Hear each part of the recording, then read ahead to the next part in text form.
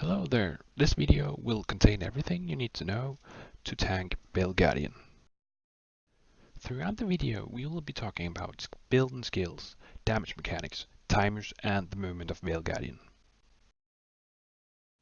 So let's get started. First, let's have a look on the build. We want to be running Domination Inspiration for having the ability to share the distortion for the group. More about that later. For the weapons, you want to be using Sword Shield and a sword as the second offhand weapon. You have the option to take a focus as the second offhand weapon, but by doing so you will most likely be taking more damage over time since you will be losing out on a blocking skill. Finally, the skills. The skills are just the regular skills you would be using. You have the option instead of the Gravity Well to take the Signet of Humility. It's a way higher CC, but you will figure over time what suits you and suits the group as well. My recommendation goes for the Gravity Well, especially in the beginning if you are new to Chrono or new to tanking. Now to the damage mechanics. For the damage mechanics we need to know about is the AoE ticks and the white orbs. We need to know about the Vale Guardian attacks, the blue teleport fields, and the green fields. So first up is the damage AoE tick. It's a small damage over time that will last throughout the entire encounter. It's easily out-heal and you don't have to worry about it. Even a single stack of regeneration can do it, so don't worry.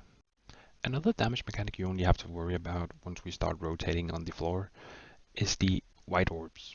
They're easily avoided and you can just walk around it without any problems. So next up is the Vale Guardian attacks.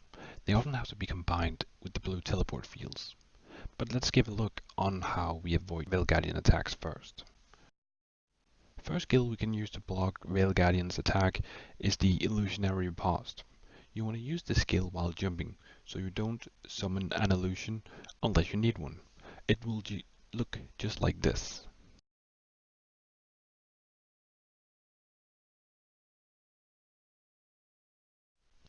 The other ability I advise you to use is a simple dodge. Use the dodge ability frequently to dodge his attacks, because they do a lot of damage to you and will eventually put a lot of pressure on the druid to keep you healed. I listed another two skills. These can be used to block as well, though you need to fit them in on your own to see how it works out for you. This brings us to the blue teleport fields. As you know, the blue teleport fields will teleport us away and do a lot of damage to us if this is the case. We have a lot of skills that can avoid the teleportation, and most of the skill can also avoid the damage. The first one I would advise you to use is the Blood Frenzy. It will be up around every second time you need to use it for the blue teleports.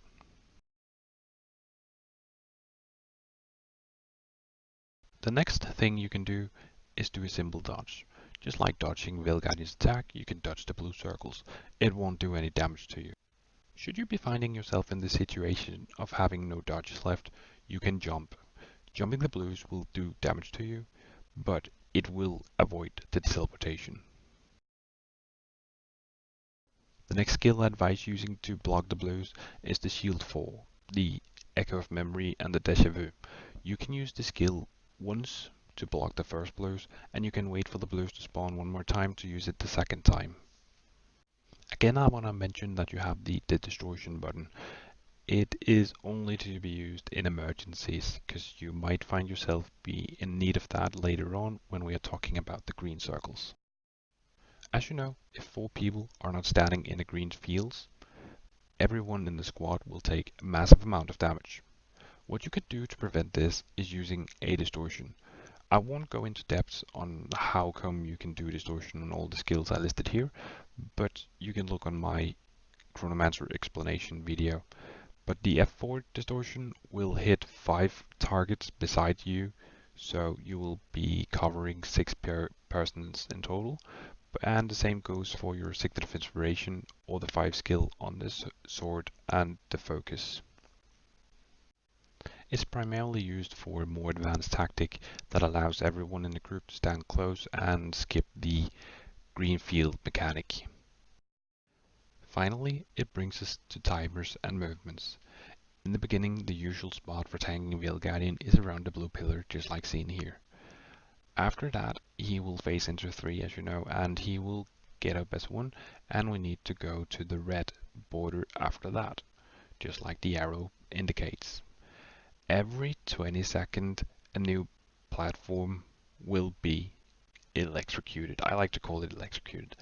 And every 20 seconds, it's gonna shift to another platform. So we need to keep rotating on these platforms. Meanwhile, doing so, we have the 15-second timer on the greens. When you're walking around in the circle, you want to try to force the greens to spawn inside the next zone by taking Vale Guardian into the next zone.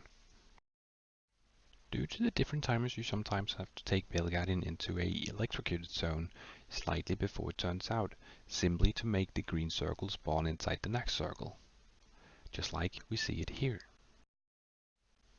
I would like to advise you to check out some of my other videos where I'm actually tanking Vale Guardian, just so you have an idea on how it can be done.